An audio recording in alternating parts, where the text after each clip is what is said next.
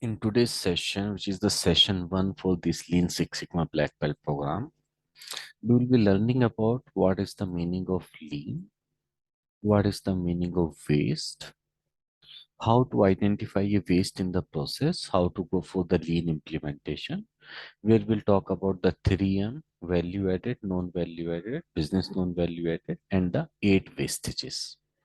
Okay, so let's start the session. What is lean?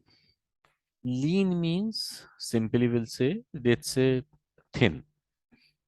Thin means the person who do not have the, or the process do not have any kind of waste or the extra fat.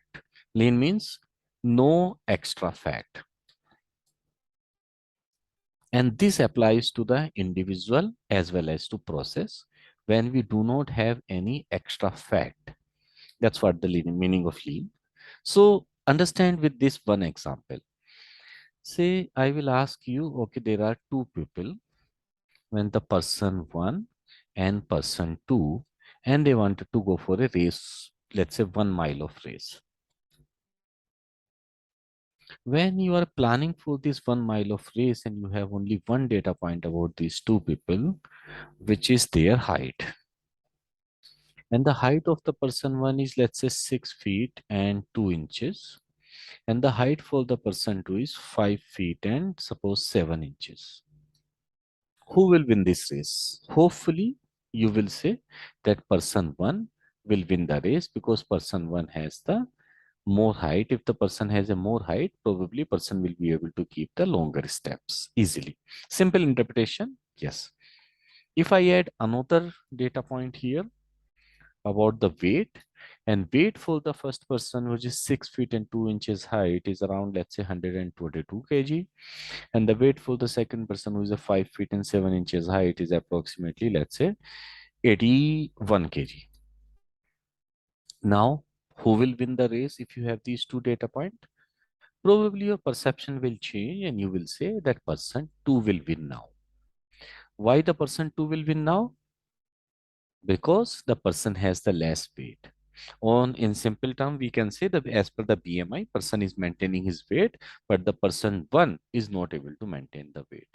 So why there is a difference when you see, if you talk about the designed capacity of this person, as the God has gifted the height is 6 feet and 2 inches, which basis on that our assumption was that person one will win.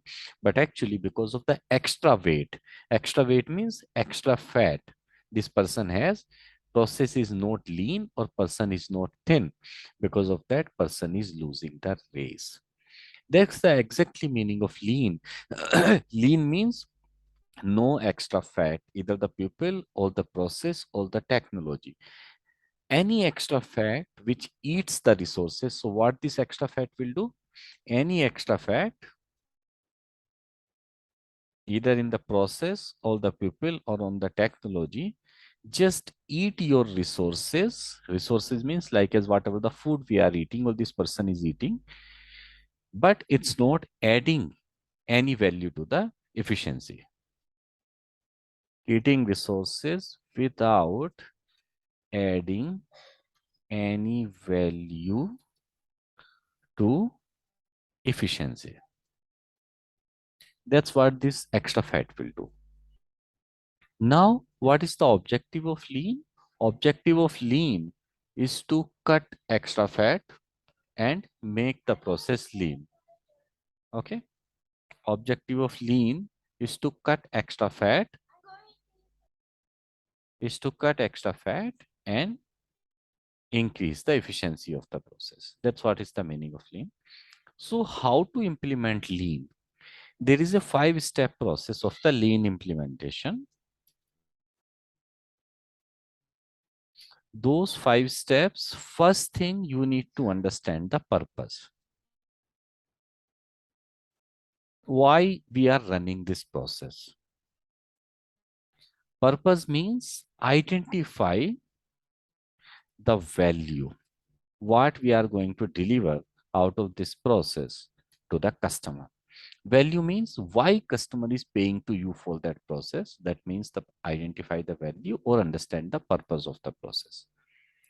Once you understood why this process is like, as you people are part of this session, you are attending or watching the video, the purpose for you to learn about the lean. So me being a supplier should understand what is the purpose, why I am creating this video. So understand what value I am creating, understand the purpose. And the second process step is to understand as is process, which means in lean language we call is map the value stream. Once you understand as is process or you map the value stream, mostly we are doing three type of activities here in the as is process. Those three type of activities we call either these are VA, which is the value added activities. Those may be NVA, which is called as a non-value added activities. Or third thing may be ENVA, or some people call as an VE. ENVA is essential, non-value added, or we call as an value enabler. So we are doing these three kind of activities. Once we understand as is process and we have identified what are the value added out of this, what is the non-value added, what is the essential non-value added activities. So what to do next? Next thing we'll be finding my to be process. To be process means establish flow. This is the third steps. So what to do with these three kind of activities? These three kind of activities will be applying the OEM. OEM stand for optimize, because value added activities is adding value to your process. So we always try and optimize the value added activities to deliver the maximum output. Non value added activities, E stand for eliminate. Any value, any activity which is not adding any value, which means it's not contributing to the purpose of the process, which is very, very important in any process. If it is not contributing anything to the purpose of the process, is a non-value add. Eliminate this. Many of the activities you will be doing, which is not adding any value, but it's necessary for you to complete those steps. These are called as a value enabler or essential non-value added activities. So here in OEM, M stand for minimize. So we'll be trying and minimize these activities. So value added always green, non-value added are the red one, which you have to eliminate, and the minimize always the amber one, which is not adding any value to the process, but those are necessary for the process. Now let's take an example. When you are watching this video, you are learning something. So the concepts I am explaining you is a value added for you. Instead of explaining the concept of lean, I start talking about the politics, cricket, and any other thing which has no relevance related to the lean, that will be completely non-value add. All right. Necessary non-value add, if I start creating the example and you already understand one, two, or three, but I am creating again and again and again the same example I am repeating, though it's necessary for you to understand, but later it will become a just value enabler. It will be a non-value added activities. That's how we do. Now you have understood value added, non-value added, and necessary non-value added. At this place, we'll be calculating the efficiency of the process. Efficiency of the process is value added divided by the total. Suppose this video is for, let's say, 30 minutes. I'm not sure how much it will go, 30 minutes. And out of this, the concept which I explained about the lean, I explained only for, let's say, 24 minutes. So what is the efficiency? Efficiency of this video you are watching is 24 by 30, which is value added divided by the total, which means 80% is the efficiency. Now it's your call that what is the current efficiency and what target you want to make it. Suppose my target is to generate the efficiency at least 90%. So how much is the gap I have to complete? Gap is from the current value. What is your target? Difference to your actual efficiency. So 10% is the gap which you have to fill. In case you are looking for percent improvement from 80% to 90%, how much is the percent improvement you are doing? So that can be calculated by your difference divided by the initial value. So 10 divided by 80, which means around 12.5% of the gap you are going to fill when you improve from 80% to 90%.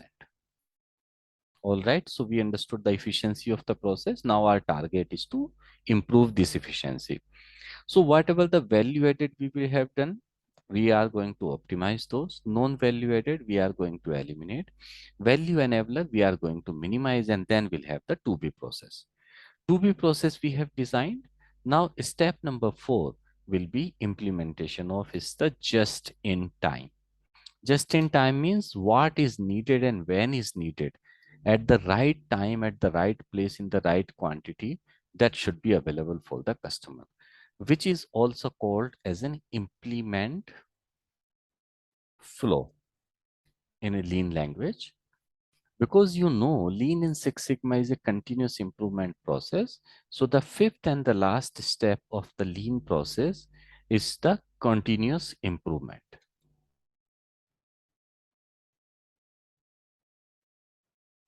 which means in the lean language we call as in seek perfection. These are the 5 steps of the lean implementation, or maybe you can call as in value stream mapping or value stream or process analysis, value process analysis. These are the 5 steps. Now, when you have identified these non-value added activities, these non-value added activities can be further classified again into 3 categories. Those 3 categories are either these non-value added activities are related to 3M, which is Muda, Mura, and Muri. Muda is called as an pure waste. Anything, any activity you are doing in the process, it's not adding any value to the output, or it is not adding any value to the purpose of the process, is called Muda. Now Mura. Mura means the variation in the process, which you will be learning next lesson when I'll explain about the variation or the standard deviation. And Muri. Muri means overburden. When you try to excuse something more than its capacity, maybe a person can perform only 10 transactions in an hour and you are forcing person to perform 12 transactions. What will happen? Either the person will lose the interest, person will do the mistake, right? Or person will be exhausted because you are forcing. Or maybe at the end of the day, what will happen? A person is not able to complete the transaction, or maybe that may result into the attrition if you are forcing something which is more than the capacity. That is what the Muri means. This applies to people, process, technology, machines, and everything. Now, what is this Muda means or the waste means? There is a further classification of these waste into 8 categories, which acronym we use as in Tim Woods. And those 8 waste are: T stand for transportation.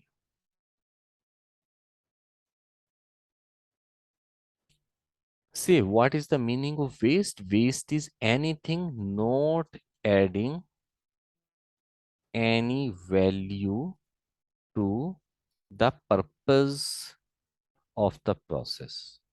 That is the waste. In when we are talking about the waste classification in simple word, which is anything more than needed is a waste. So transportation actually is not waste, but if you have the transportation more than needed or excess transportation is a waste, because every process needs transportation. But when you are using the transportation in excess, then it's a waste. Example, Maybe one of the supplier is at 10 km away and the second supplier is 50 km away. Why would you like to purchase the material the supplier is 50 km away? If you buy from the supplier who is a 50 km away, that is adding to the logistic unnecessarily. Maybe the reliability of the supplier, the duration, turnaround time, everything will come down in this case. So excess transportation is adding cost to your process. Instead, if you buy the same quantity from the supplier or the same quality from the supplier, which is 10 km away, probably will be able to save the cost. Now, transportation always talks when we is the outside the organization we are talking about. Outside the organization means outside the premises. Inventory. Inventory is a waste when it's in excess. Have you ever bought the fruit or vegetables which is needed for actually 2 or 3 days you want to buy, but actually you have bought for 1 month or 2 months? No, never.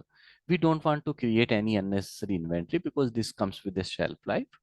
Same time, this is consuming your process, your product, whatever you are buying is consuming your space as well as the money. So we don't buy anything. So inventory, excess inventory is a waste. Now motion.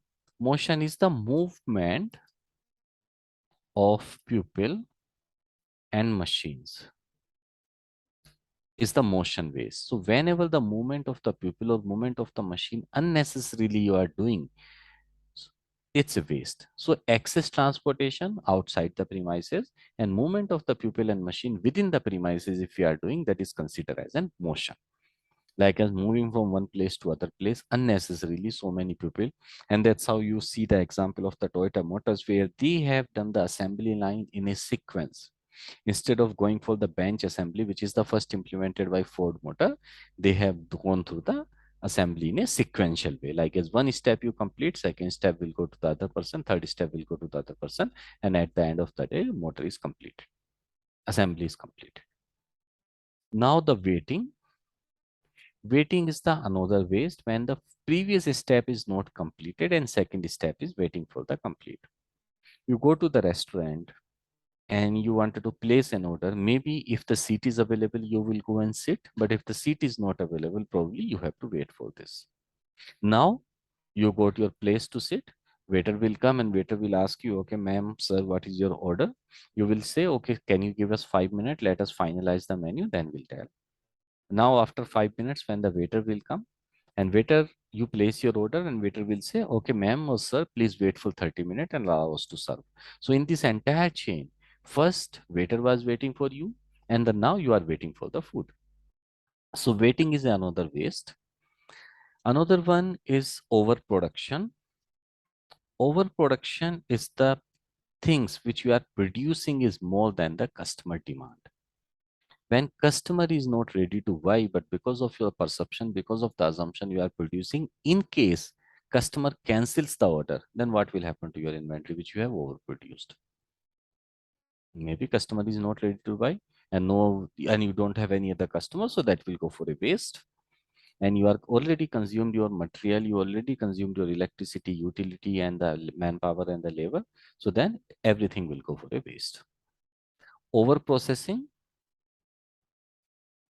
Over processing when the things are not in the right first time, and then you are processing it again to make it usable. That's the over processing. Example, let's say you wanted to have a cup of coffee. It's a rainy season or weather outside and the rain is there. You wanted to enjoy a cup of coffee in the balcony and to watch the rain. You have prepared a coffee, went to the balcony. As you take the first sip and you realize that there is no sugar in my coffee, what you will do next? You will come back to the kitchen, add a sugar as per your need, mix it. Maybe you may have to heat it again, and then you will go back to the balcony.